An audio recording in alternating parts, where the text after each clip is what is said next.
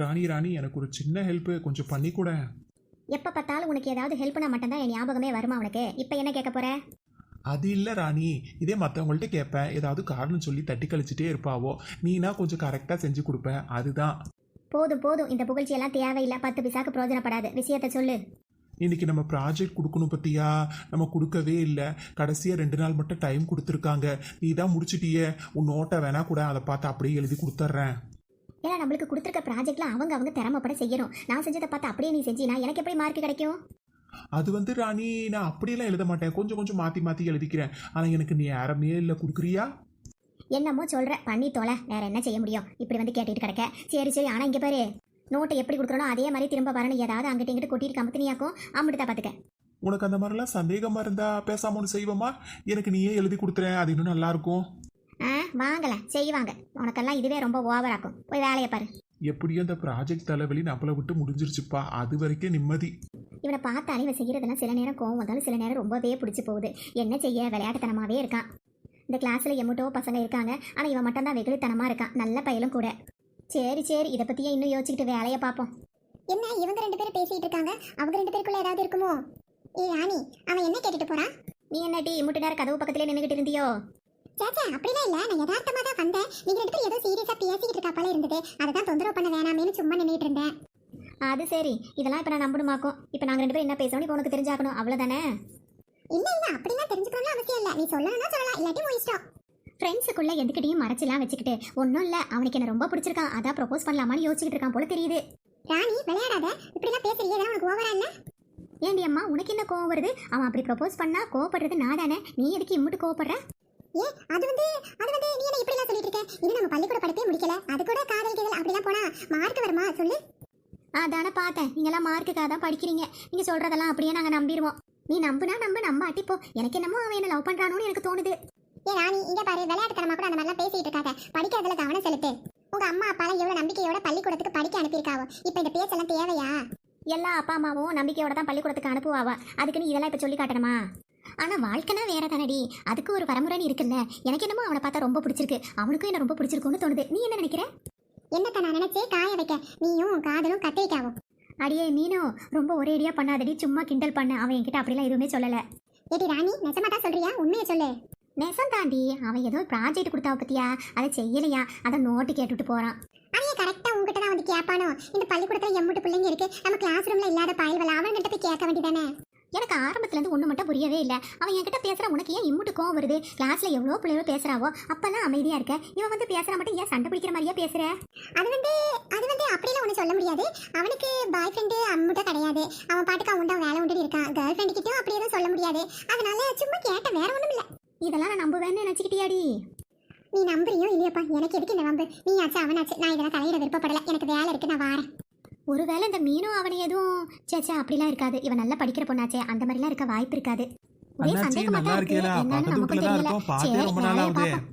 இந்த லூசு பையன் இங்க வந்தா நம்மளுக்கு யாரும் பிடிக்காதோ அவனும் கண்ணு முன்னாடி வந்து நிக்கானுவோம்.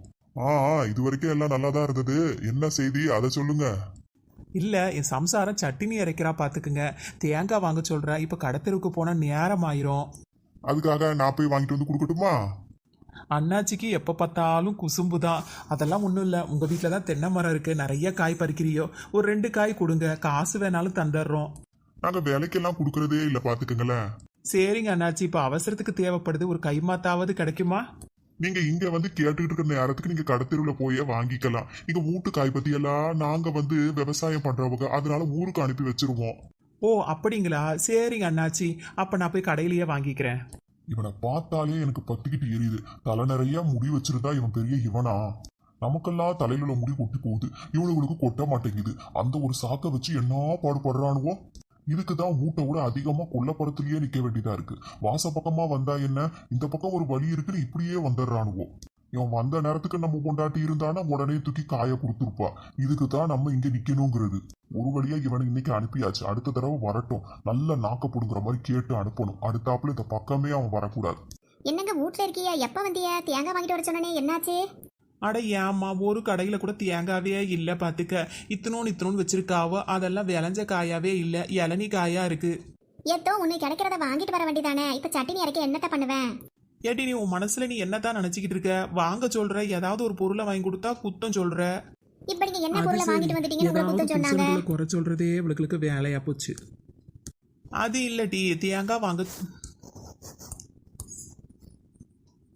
ஏன்டி அன்னைக்கு தேங்காய் வாங்கிட்டு வர சொன்னேன், வாங்கிட்டு வந்ததுக்கு இளநீ யாருக்கு வாங்கவே தெரியலன்னு சொன்னேன். திரும்ப வாங்கிட்டு வந்தேன், இது ரொம்ப முத்தலா இருக்குன்னு சொன்னேன். நீ என்னதான் மனசுல நினைச்சிட்டு இருக்கியோ ஒண்ணுமே புரிய மாட்டுக்கு.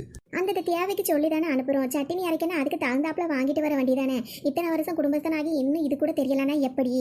எம்மாடி எனக்கு சட்னியே வேணாம், வெறும் இட்லியை மட்டும் கொண்டு வா, தின்னுட்டு போகிறேன். இப்போ அப்படித்தான் சொல்லுவியா? உங்களுக்கு இட்லியை கொண்டு வந்து வச்சவொன்னே உங்க அம்மா முன்னாடி வருவாங்க, என் மவனுக்கு ஒரு சட்னி அரைக்க கூட இந்த வீட்டுல ஆள் இல்லைன்னு. எனக்கு தேவையா? அடடே, ஆபீஸ்க்கு வேக வேகமா கிளம்பிட்டு இருக்கீங்களோ?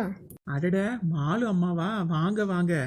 ஏதோ ரெண்டு பேரும் ரொம்ப சீரியஸா விவாதம் பண்ணிட்டு இருந்தீங்களே, அதை ஏன் கேட்குறீங்க? ஒரு தேங்காய் வாங்க சொன்ன சட்னி அரைக்க. ஏட்டி சும்மா இனி வந்தவங்கள்ட்ட இப்படிதான் பேசுவியோ? தேங்காய் அரைக்கவா? அது ஒன்றும் இல்லை. சரி காலையிலே வந்திருக்கீங்களே. ஆமாம், இன்னைக்கு என் வீட்டில் வேலையை கொஞ்சம் சீக்கிரம் முடிச்சுட்டேன் பார்த்துக்குங்க. இளநீ பறிச்சாங்க, ஒரு 10 காய் போல் எக்ஸ்ட்ரா இருந்தது. அதான் சரி உங்களுக்கு கொடுத்துட்டு போவோமேனு வந்தேன். பாத்தியாட்டி, நம்மளுக்கு அதிர்ஷ்டன்றது தன்னால தேடி வருது. உங்களுக்கு ஆஃபீஸ்க்கு நீ யாரமாவதுன்னு சொன்னீங்களே, போய் கிளம்புங்க. மாலு அம்மா, நீங்க இருந்து சாப்பிட்டு போங்க. என் பொண்டாட்டி சட்னி நல்லா அரைப்பா, இட்லிக்கு சட்னி வச்சு சாப்பிட்டுட்டு போங்க. அதுக்கெல்லாம் இப்போ நேரம் இல்லைங்க, இன்னொரு நாளைக்கு வரேன். பரவாயில்ல, உங்களுக்கு நேரம் இல்லாட்டி எடுத்துட்டு போயாவது சாப்பிடுங்க. அதெல்லாம் நான் கொடுத்து அனுப்பிக்கிறேன், நீங்க கிளம்புங்க. வேற ஏதாவது வேணும்னா கடைக்கு போய் வாங்கிட்டு வரட்டுமா? இப்போ நீங்க கிளம்புறீங்களா இல்லையா? இம்மிட்ட நேரம் பதறிக்கிட்டே இருந்தீங்க, இப்போ என்ன இப்படியே? சரி நீ பாரு, நீ வேலையா இருப்ப. நான் சாயங்காலம் வந்து பேசுறேன். மாலம்மா, நான் வாரேன். ஏட்டி, உன் வீட்டுக்காரர் நல்ல தன்மையா விளையாட்டுத்தனமா பேசுறாரு. அது சரி, அவர் எப்பவும் கிண்டலும் கேளையும் மாத்தா இருப்பாரு. இப்போ விட்டோன்னு வச்சுக்கோங்களேன், இன்னும் மணிக்கணக்கா பேசிக்கிட்டே இருப்பாரு பாத்துக்கோங்க. ஆமா, நல்ல கலகலப்பா பேசக்கூடிய ஆளாத்தான் இருக்காரு. ஆமா மாடம்மா, அவர் அப்படித்தான் இப்ப பேசுவார் பாத்துக்குங்க. அப்புறம் ஆபீஸ்க்கு லேட் ஆச்சுன்னு கடைசி நேரத்துல நம்மள கத்திக்கிட்டு கிடப்பாரு. அதுக்கு தான் வேக வேகமா அனுப்பி விட்டேன். லீவு நாளாக்கும் உட்காந்து தாராளமா உட்காந்து பேசுவாரு. அவரை பத்தி தான் நமக்கு நல்லா தெரியுமே. சரி இந்தாங்க தேங்காவை வச்சுக்குங்க. நல்ல நேரத்துல கொண்டு வந்தீங்க. அவர் தேங்காய் தான் வாங்க அனுப்ப சொல்லியிருந்த பாத்துக்குங்க. சரியா தேங்காவே கிடைக்கலையா? எங்க வீட்டுல மரம் இருக்கிறதுனால தேங்காய் வெளியே வாங்குறது இல்ல. ஒருக்க வெளியே போயிருக்கும் போது வாங்கிட்டு வந்த ஒரு அவசரத்துக்கு. அது என்னமோ ரொம்ப விலை சொல்றாவோ. இப்பெல்லாம் சின்ன காயெல்லாம் ரொம்ப விலையால இருக்கு. ஆமா, அதுல பாலும் வரமாட்டுக்கு. நம்ம நாட்டுல தேங்காய்க்கு பஞ்சமாடுற மாதிரி யோசனையா இருக்கு. என்ன கன்றாவியோ யாருக்கு தெரியும்? எதுவும் வெளிநாட்டுக்கு அனுப்பி விடுறாவளோ என்னமோ. அதுவும் சரி, நான் தேங்காய் இல்லாத வீடு எங்க இருக்கு? நீங்க சொந்த வீடா இருக்கவும் உங்களுக்கு ரொம்ப வசதியா போச்சு. நாங்க வாடகைக்கு இருக்கோம் பத்தியெல்லாம், இருக்கிற வரைக்கும் தான் புழங்கிக்க முடியும். அதனால என்ன மீனம்மா, நம்ம தான் பக்கத்து வீட்டுல இருக்கமே, எது இருக்கோ அக்கம் பக்கத்து வீட்டுக்கு கொடுத்துக்க வேண்டியதான். உங்கள் வீட்டில் பூவெல்லாம் வளர்க்குறீல்ல, ரோஸெல்லாம் பூத்துச்சுன்னா கொடுத்து அனுப்புறீங்களே என் அவளுக்கு. அதனால தான் எங்கள் வீட்டில் தேங்காய் காய்ச்சா கொடுத்து விட்றோம். இது ஒருத்தருக்கு ஒருத்தர் ஒரு ஆசையில் கொடுத்துக்கிறது தானே. அதுவும் சரிதான். இப்போல்லாம் யார் அப்படி செய்கிறாவோ அவங்கவுங்க வீட்டில் காய்க்கிறதும் பூக்கிறதும் அவங்களுக்கு தான். அது யூஸ் ஆகுதோ இல்லையோ, அப்படியே வாடி போனாலும் கிடக்கும், யாருக்கும் கொடுக்க மாட்டாவோ. சரி மீனம்மா, இப்போ வேலை நிறைய கிடக்கு பார்த்துக்குங்க. என் வீட்டுக்கார் வேற தேடிட்டு கிடப்பாரு. நான் சரி கொடுத்துட்டு வந்துடுவோமேனு வந்தேன். நீங்கள் ஏன் வேலை நேரத்தில் வரிய? மாலு அனுப்பி விட்டுருக்கலாமே. நல்லா கிளம்பு அந்த குட்டி, ஒரு வேலை செய்ய மாட்டுக்கு பார்த்துக்குங்க. அதுக்கிட்ட சொல்கிறதுக்கு நானே ஒரு எட்டு வந்துடலான்னு தான் வந்தேன். சரி, அவர் தேடுவார், நம்ம அப்புறமா பேசுவோம். சரி வாங்க, ரொம்ப நன்றி. இது வேறையா? சரி வீட்டுக்கார சொன்னாப்புல சட்னி அரைச்சி கொடுத்து விடுங்க, எப்படி இருக்குன்னு பார்ப்போம். அதுக்கு என்ன, உடனே கொடுத்து விட்டா போச்சு. அக்கம் பக்கத்தில் நல்ல மனசாளுகளை அமைஞ்சிட்டா ஒரு பிரச்சனையே இல்லை. நம்மளுக்கு தனியாக குடியிருக்க மாதிரியே இருக்காது. ரொம்ப பேருக்கு அப்படியே அமையறதில்ல. பாவம் அந்த மக்கள். இவர் யாரு? நம்ம ஸ்கூலுக்கு புதுசா வந்திருக்காரோ? பார்க்கவே அம்மூட்ட அழகா இருக்காரு. என்னன்னு தெரியலையே, ஒரு நிமிஷம் தெரியலையே. சொல்லாம கொள்ளாம எல்லாமே நடக்க. ரெண்டு பேரும் நின்று பேசிட்டு இருக்காவோ. நம்ம சாரு கூட நின்று பேசுறாரு. புதுசா வாத்தியாரா வந்திருப்பாரோ? என்ன செய்ய, வாத்தியார் இருந்தா என்ன செய்ய முடியும்? ஸ்டூடெண்டா இருந்தாதான் சரி வரும் போல தெரியுதே. சரி, என்ன ஏதுன்னு கேட்போம்.